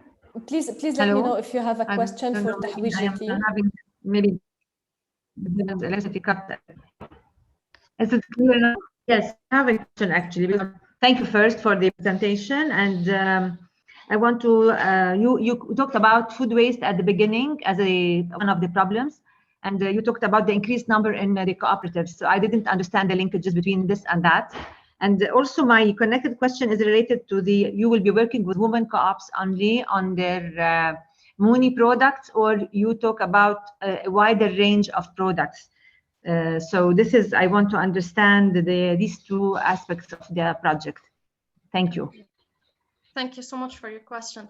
I'm going to start by reverse. About the women, I said about my team, my whole set team, because I'm aware of training programs. So we were gathered to be, it happens to be all women, and we're really supportive to each other. And that's what I said about the quality. Seems that I couldn't pass my question. Fine, it's okay. Hello? About the food waste and the number of cooperatives, we have food waste because cooperatives don't usually know the market well. So they overproduce. And when they overproduce, they can't actually discharge these products because there are like family business or a lot of people working. So they want them to work. So they don't get to this part. So now I have a lot of food, maybe got through their expiry dates and they are not produced well. So we are adding to this food waste that it's now a problem in the whole world, especially in the food sector.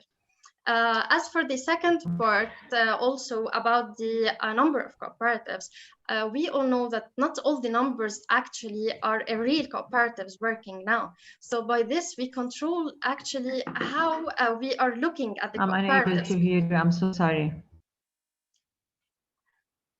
I can repeat this part.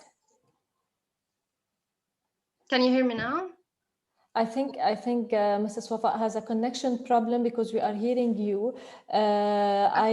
I will thank you. Please, Sarah, if you can send us a brief question, sorry, a brief answer, and we will move on to the next team, please, with Sevak. Thank you. Thank you.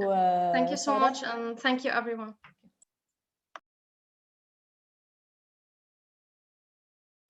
All right. Thank you, Sahar. Thank you, Sarah from Tahwiji. So the next team that we have is going to be Team Kawafungo. Please get yourselves ready. You will have 4 minutes to pitch along with your prototype. Show your prototype as well. I will stop you exactly at 4 minutes. Please share your screen. I will start the timer whenever you start the presentation. Judges, in the meantime, if you're having any problems again with filling the sheet, please let me know.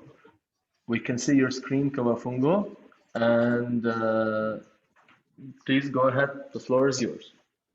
Okay.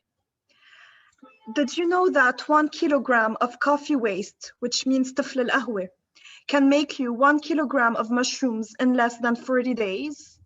We are the Kawafungo team, Kawa meaning qahwa in Arabic, and fungo as in fungi or mushrooms. This is how we grow our mushrooms on coffee grounds, vertically and suspended on supports. We were inspired by many renowned European models, such as fungi espresso and permafungi. When a cup of coffee is made, less than 1% of the coffee biomass ends up in the cup, while the other 99% is wasted. However, the silver lining is that this wasted coffee is actually packed full of nutrients, which is exactly what mushrooms love to grow on. This leads us to the system of circular economy, where coffee grounds are given a second life blooming in the form of mushrooms, and leftovers are used as compost. Nowadays, meat and poultry prices are rising, restaurants are closing, and many mushroom suppliers run out of business as mushroom compost is imported from Europe in foreign currency, which led to unaffordable mushroom prices. This problem was further validated when interviewing different segments of people, from vegans and vegetarians demanding mushrooms for their nutritious benefits to the organic community, as well as individuals following special health diets. The result was the same. They all complained about the soaring prices of mushrooms. Mushroom is a superfood that is rich in fibers and low in calories.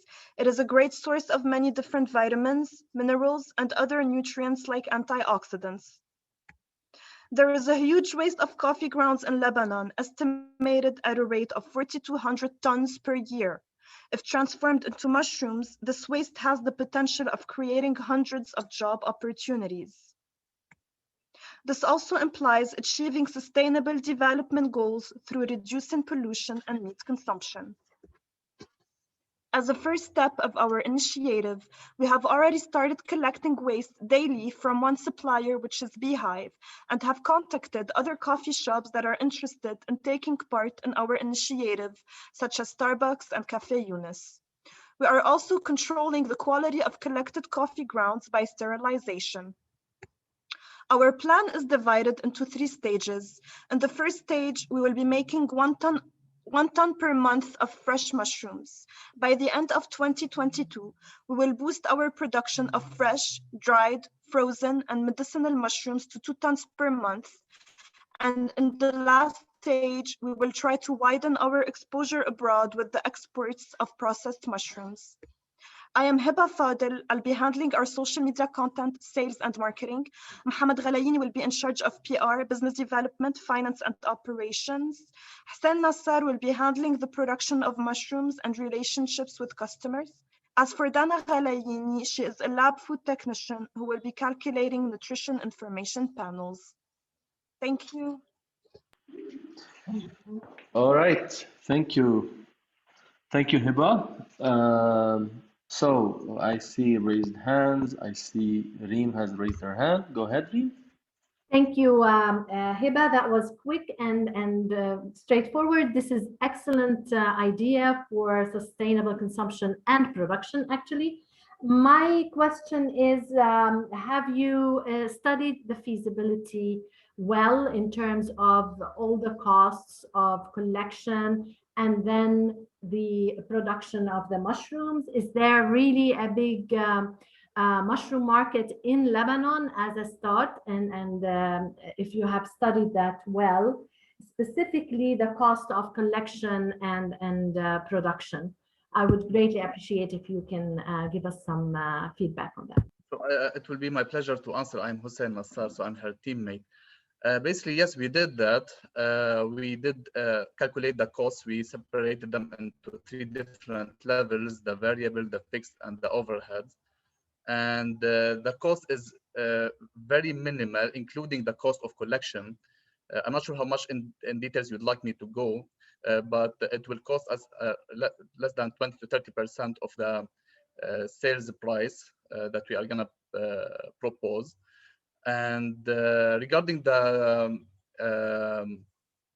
desire or the demand for mushroom, we've also validated that in the market. So we asked, we did a market study on around 20 people during this hackathon, and all of them, as we said, basically desired mushroom. However, their main obstacle was the price. On top of that, we asked a couple of restaurants and who either replaced their sandwiches or their meals with other ingredients, complaining about the prices of mushrooms as well. And so we are confident that this will be food that will be desired, demanded, and feasible to produce within this in these 3 different stages. Okay, next question. Let's go, Haifa. Thank you again. Congratulations, an admirable project. Again, I have the same question like Reem, but I would like also to elaborate further regarding the market.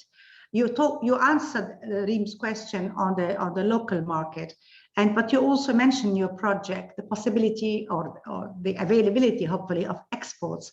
Where are you? How easy it is to export?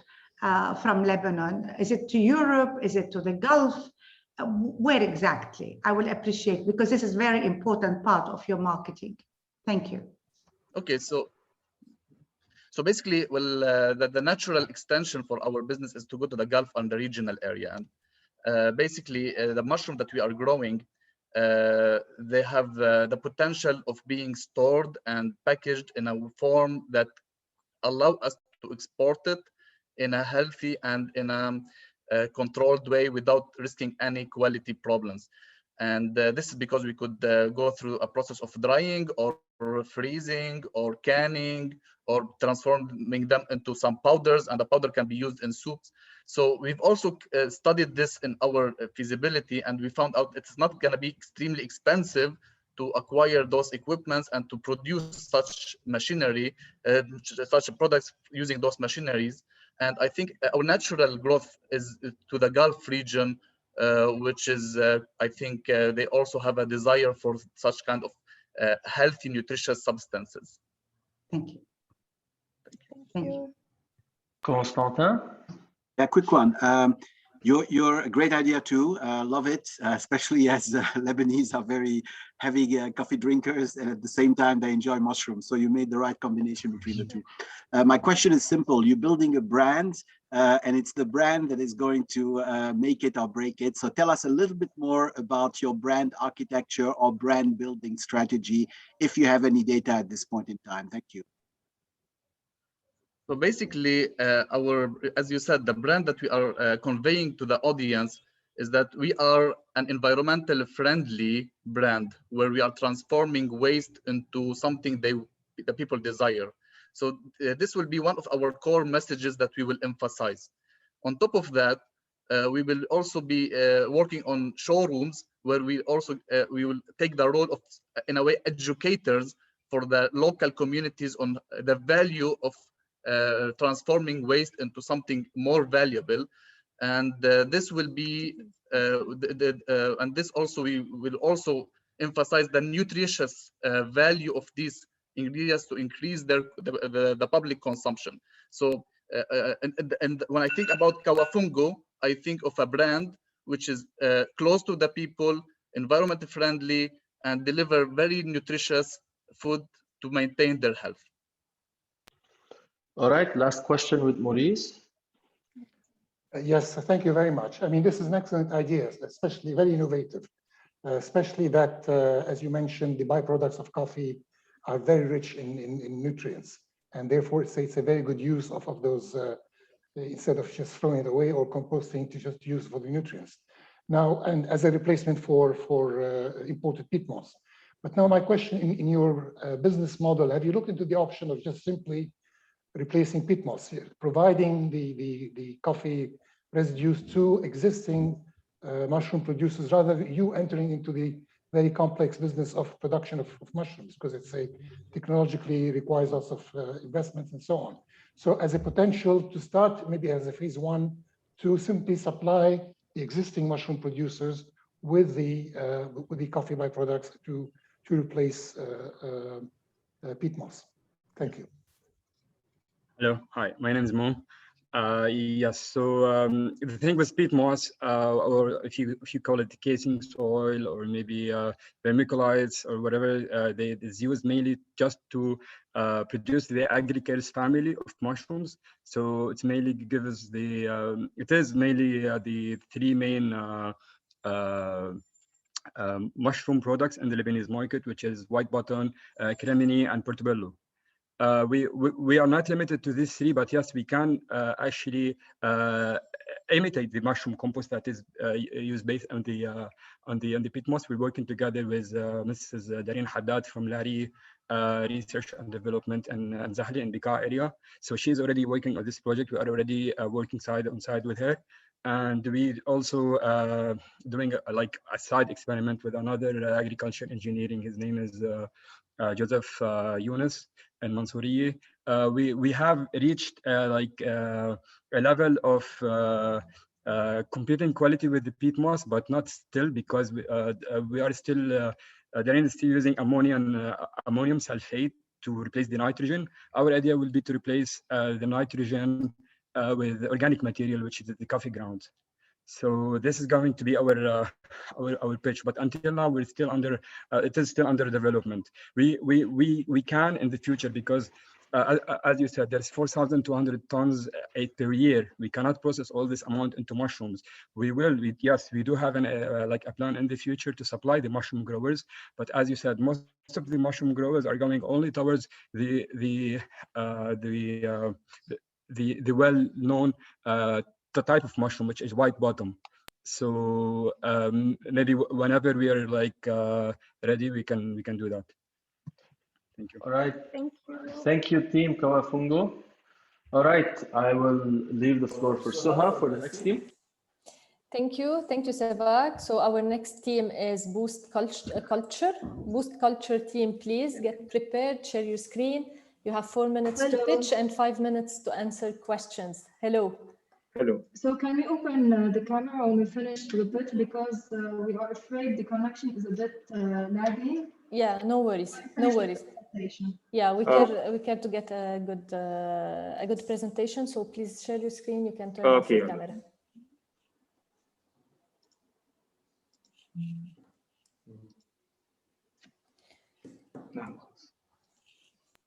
Okay. So now we can hear you. And 1 second, just so we can see your screen. Yeah. Now we can see your screen. If you can to go, you want to go on slideshow. Okay, it's working. We are here on slideshow with you. It is not on slideshow view on the share screen. No, we are seeing the PowerPoint format, not the slideshow. That's good. No, nothing still. Not yet. Guys, when you share your screen, just say full screen and not a specific window. So stop sharing. Okay. Share again, please. Okay. Okay, yalla. Okay. Now it's good. No, you need to stop sharing, please. Stop sharing your screen. Okay. Share again. Okay. Okay, that's weird. We have put share computer sound on. Perfect. That's because we need. You may start. Oh, okay. Wait a little bit again. Now it's showing. Is it showing? Okay. Okay, we'll start. Okay. Boost culture, an app to enhance agricultural practices by reducing damages on agriculture. We can't hear you. I'm so sorry.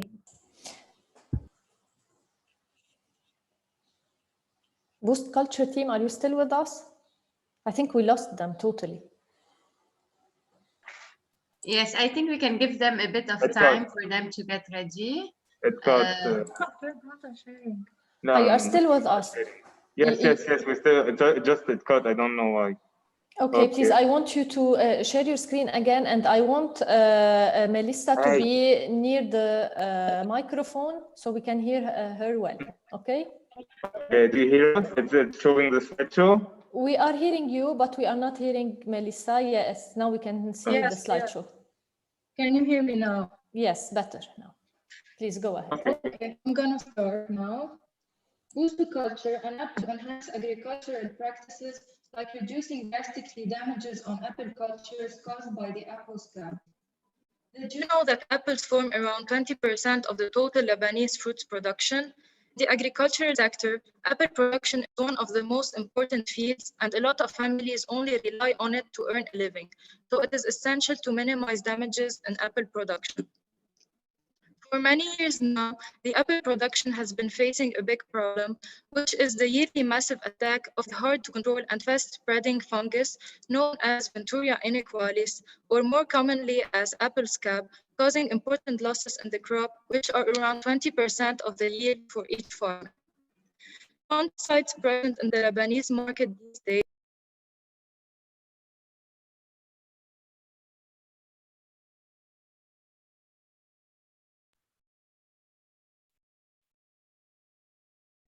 Hello, we lost you. It cut again.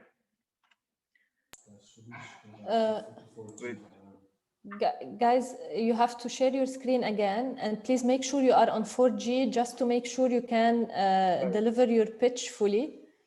Wait, just a little bit. Okay, we will give you some time to fix your connection. Let's move to the last team, please.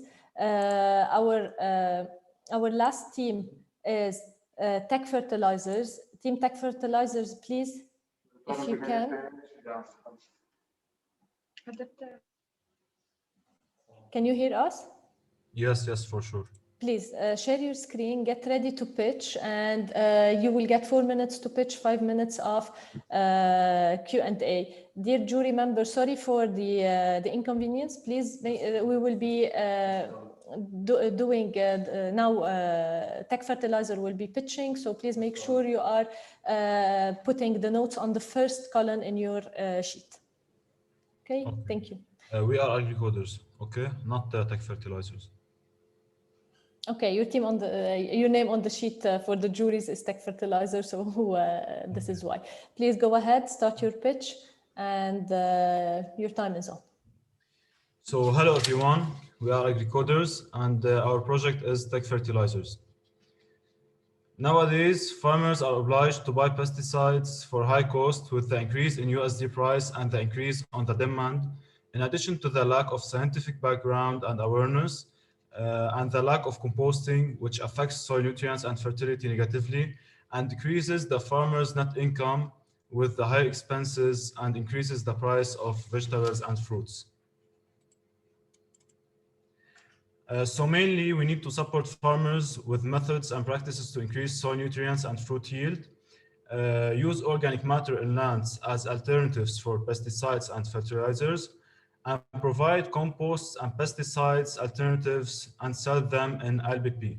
For this reason, we aim to implement an online platform which helps in planting guidance to enhance soil quality and induce new cropping systems such as intercropping, multi-cropping, and crop rotation.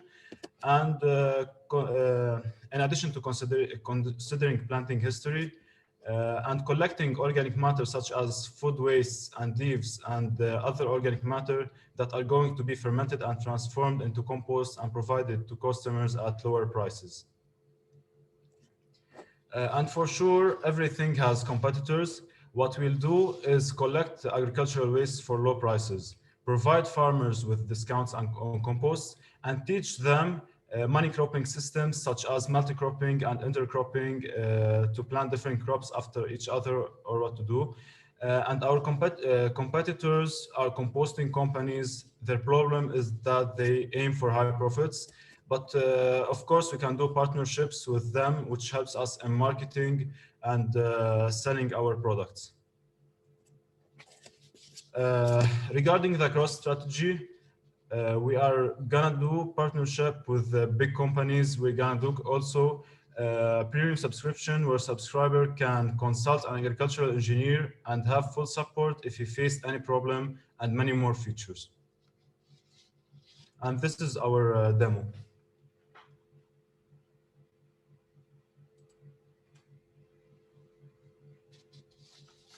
Sorry, we can't hear the sound, Simon. Simon, الصوت مش مسموع.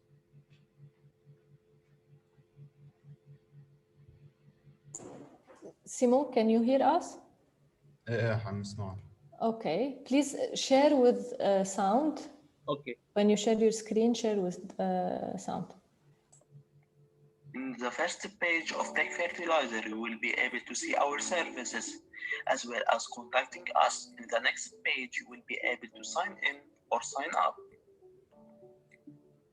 Now the dashboard, where you can see an overview of your activities, like your progress in providing us with your organic waste, your discounts, your achievement, as well as the progress and alerts based on our recommendation for your land.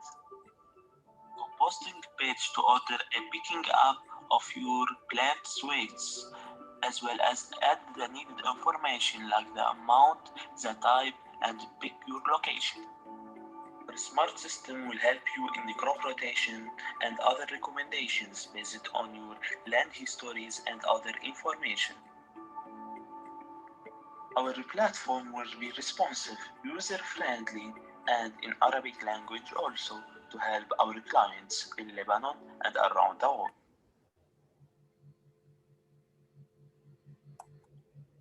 So our team is 4 members. We are 3 software engineers and 1 agricultural engineer. Thank you. Thank you, AgriCoders team. The floor is now open for Q&A. Please, Mrs. Reem, you raised your hand. The floor is yours. Yes, thank you very much. This is very interesting. Composting is important. And as you said, there are competitors in the field. And having it in Arabic as an additional feature is excellent. However, I see that there are multiple services that you will provide. So it's not only composting, but the multi-cropping and intercropping, etc.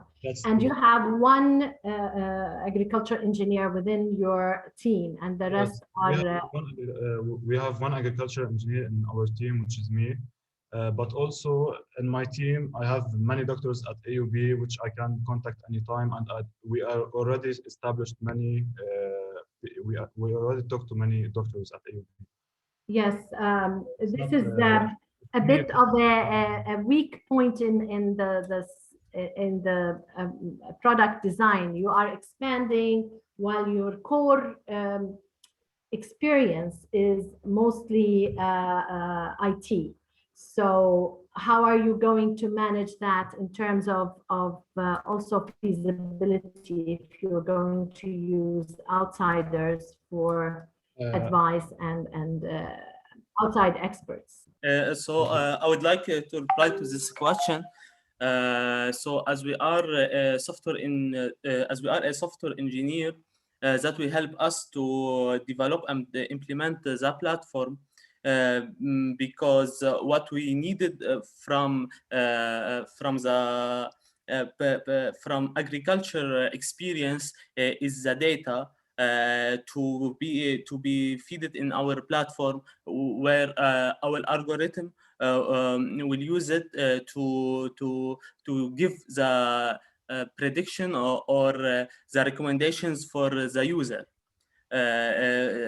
That's for the part of giving a recommendation concerning multi-cropping and other recommendation. Concerning the other part of the application, which is get the agri waste from farmers. We can contacting them without a direct need for for agriculture background, but whenever we need it, we have 1 member, and as we said, Hussein, that we have other consulting reference that we talked for them. Thank you, Simon. Mrs. Haifa, please, you raised your hand. The floor is yours. Thank you. It's a very, very noble cause, if I may say, but there are many competitors in this arena. For example, you mentioned big companies. Indeed, Yara has a very big presence in Lebanon. So it could be a good idea, as you mentioned, that to align yourselves or to work with some of the big companies. You get experience and they might like your idea, integrate it. These are well-established big companies, and it will be, I think, the benefit will be mutual. Thank you. Thank you a lot. Thank you. Thank you so much. Mr. Maurice? Yes, thank you very much. And of course, composting is very important for environmental purposes, but also given the high cost of chemical fertilizers and their impact on soil pollution and so on. So the principle is very interesting and very important, and we need to examine it. But in practice, I didn't get field, for example, how will you collect the material from the farmers? The transportation of organic matter is very heavy, very cumbersome. The quality, how do you control which farmer, how much, what are they putting in their organic material? Maybe they're dumping also their garbage. So I can see lots of logistical issues, and you need economies of scale, as was mentioned, that you have big companies who already mastered that system, and primarily by relying on municipal waste rather than the waste produced by farmers themselves. So if you can explain to me how will you collect the organic waste or organic material from the farmers to convert it into compost? Thank you. Thank you so much. A last question from Mrs. Wafaa. Yes, thank you. I join jury members in really confirming the importance of this this topic and this work. Definitely, it is important, and there are also the competitors, like everyone mentioned. My really concern is on the First, I want to commend the team for the good presentation in terms of, diagnosing the problem, and it is considering the ongoing crisis. So this is really important. How to fulfill it, how to really answer or get to the right solutions. I join Maurice's questions in terms of quality and in terms of collecting the compost, because these are really very important elements in the whole process. I want to ask the team also about their female composition, because I only heard the guys speaking, and I didn't hear the females. So I saw that only one lady is part of the team, or not, just because, I am really facing terrible connection problems, so I am unable to follow fully. I'm sorry. I'm trying really to open through my mobile phone sometimes, and so these are my comments. Thank you. Over to you. Thank you. Now we can hear you very well. So, team, you have to answer the questions. Please go ahead. So concerning the female person, our team leader is a female, Miss Zahra. And concerning answering your questions about picking the waste, that's why we started thinking about partnership with the companies which already can pick up the product for the first stage, and for the second stage, when we are stronger, then we can have our own solution and our own transportation.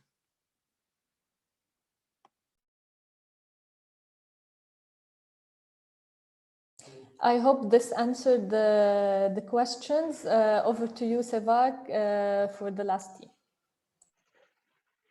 So, last but not least, we're gonna have Boost Culture. Okay, hello again. Internet connection is much better. Okay, we hear you well. Please share your screen. Yeah. Is it showing? Yes, we can see your screen. I'm gonna start a 4-minute timer, like everyone else. So judges, just make sure that you're filling the right column. The team's name in your sheets is Boost Culture. You may start anytime. I'll start the timer whenever you start your presentation. Okay. Boost to Culture, an app to enhance agricultural practices like reducing drastically damages on apple cultures caused by the apple scab. Did you know that apples form around 20% of the total Lebanese fruits production? In the agricultural sector, apple production is one of the most important fields, and a lot of families only rely on it to earn a living. So it is essential to minimize damages in apple production. For many years now, the apple production has been facing a big problem, which is the yearly massive attack of the hard-to-control and fast-spreading fungus known as Ventruria inequalis, or more commonly as apple scab, causing important losses in the crop, which are around 20% of the yield for each farmer. The fungicides present in the Lebanese market these days are mainly inefficient, and they are applied sometimes at the wrong timing due to the lack of information and awareness. Also, the unpredictable rain and humidity are the main factors that permit the development of the fungus on the tree. So, better agricultural practices are needed, and this will be provided via our mobile application, Boost to Culture. Our app focuses on improving the yields by giving weather changes alerts to the farmers, like rain and humidity, and by providing more information about how and when to use the perfect fungicide that will be sold in our app in order to avoid the infection by the fungus. Our app targets the Lebanese apple farmers across Lebanon that are struggling from the apple scab and losing apple yield each year. Many countries in the world have the same problem, like France, Russia, the USA, etc. So there are potential customers in all of the countries that are suffering from the apple scab too.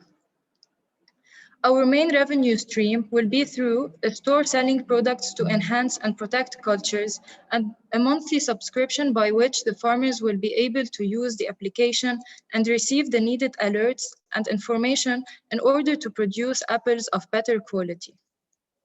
Now let us introduce ourselves. I'm Melissa Bajos, and I'm specialized in management and conservation of natural resources, and my teammate is Nicolas Haddad, and he's specialized in applied plant biotechnology. We both are seeking to have good impact on our environment and agricultural sector. However, our team is incomplete. We need to include a software developer with us to help us build our app to be able to achieve our project. Here is the design of our application prototype. Due to our primary customers being the elderly farmers, we thought of including an Arabic version, as well as an easy way to register through a phone number. For our application, it is divided in 4 sections. First, we present the meteorological and agricultural news borrowed from LariLab, our primary non-lucrative mobile application competitor and collaborator. Second, we have weather alerts, our primary function that would, in case of the apple scab, warn the farmers about an upcoming first rain and so to suggest them to use their fungicide with a structured plan, including rotational use of different fungicides. These suggestions are proper to our application, along to what is the following. The fungicide suggested can be found in our store, along with other products for better cultures, like genetically modified seeds. For now, we focus on apple-related products, but we plan to expand it on other fruits with agricultural problems like pear. Finally, here is our subscription plan to enable access to the alerts, as well as a follow-up to ensure better agricultural yields, all that for a small price of $25,000 per month. Thank you for listening. All right, thank you, team. So, last wave of questions, Mrs. Wafaa. Thank you very much. I didn't lower my hand, but I have a question from previous session. Actually, this is really a very straightforward and simple presentation. I liked very much, and it's clear. Thank you for the presenters. And it is, of course, important for the sector, for the agriculture sector in Lebanon. It targets a very nasty disease that attacks our apples, apple trees. My question really is on the what is the new other than what is the information available on the LariLab? You said it is one of the main competitors because they provide some of the data that you have mentioned also in the app. So basically, and how you will be like complementing with this or not? What is your strategy on this? Thank you very much. The thing is that the application of LariLab, they also alert people that use the application. But here, like I mentioned in the video, like we focus also on suggesting people what to do in that case. Like in LariLab, I didn't see it that much. And also the plus that we have is the store and the guidelines that we provide with a subscription as well as a rotational plan in order to help as much as we can the farmers to get rid of the apple scab. To know what to do.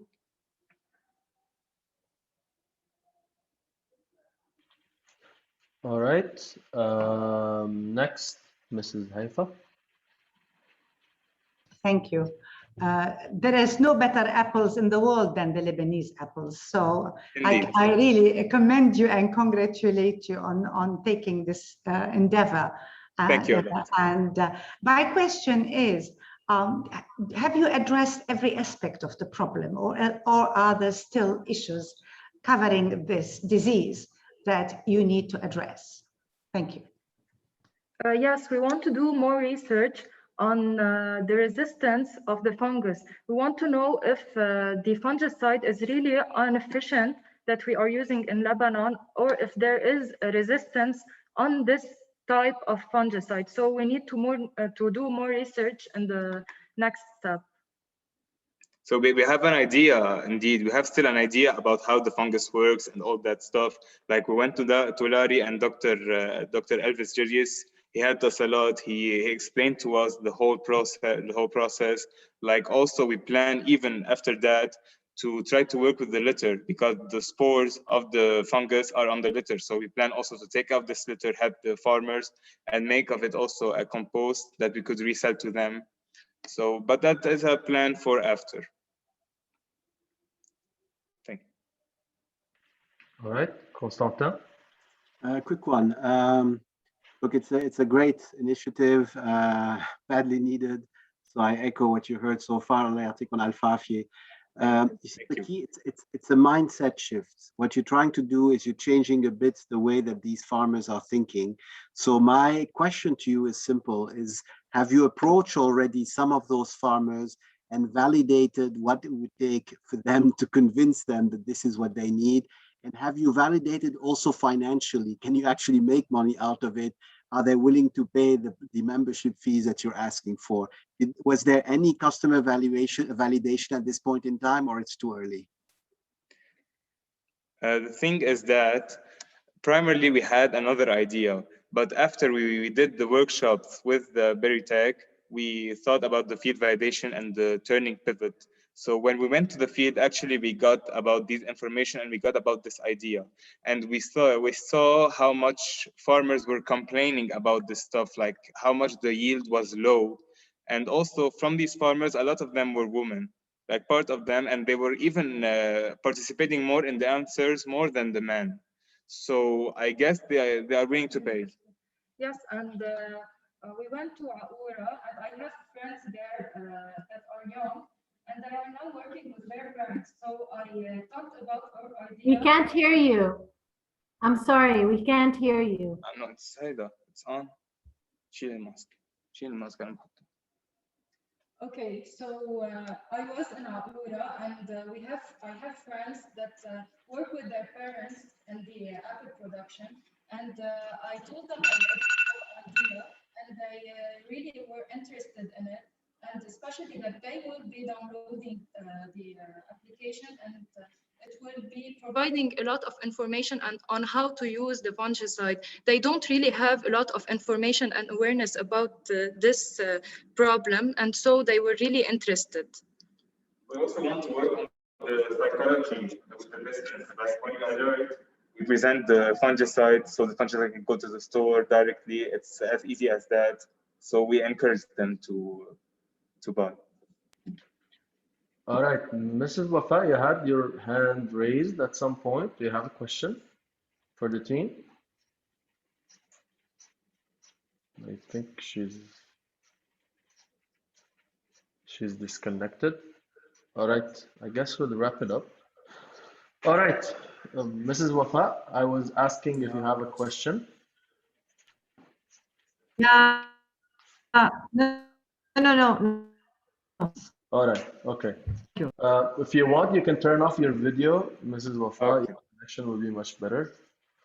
Okay, so judges will be taking you to the deliberation room. Thank you, all the teams, for their great presentation. I hope you had all the fun we had during the last 2 weeks, working on your ideas, pivoting left and right, asking questions, and getting the answers from the field.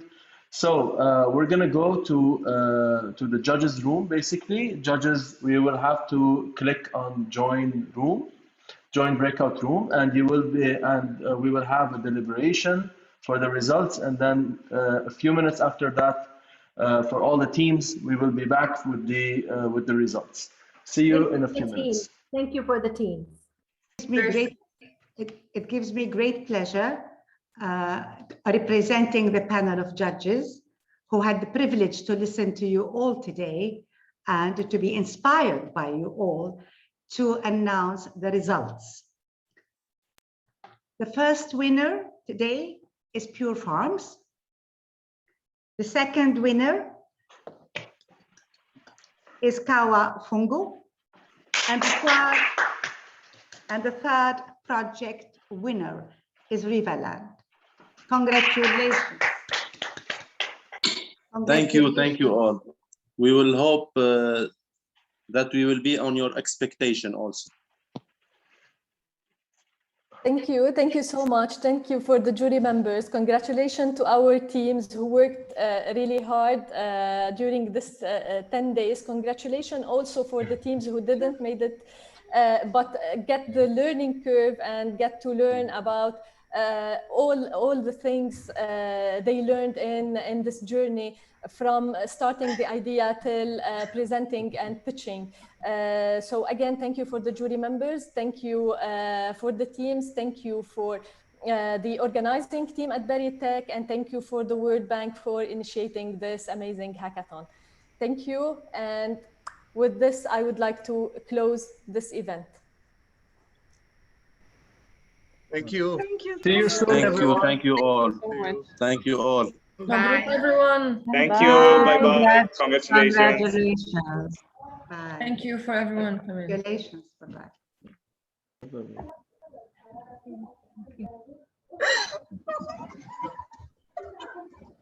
Well done, everyone. Thank you. Indeed. The celebration is on.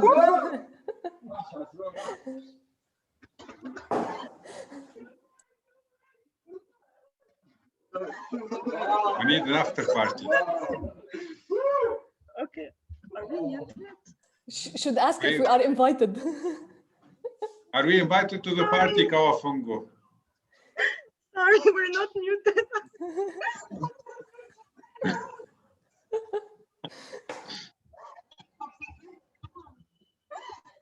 Yalla.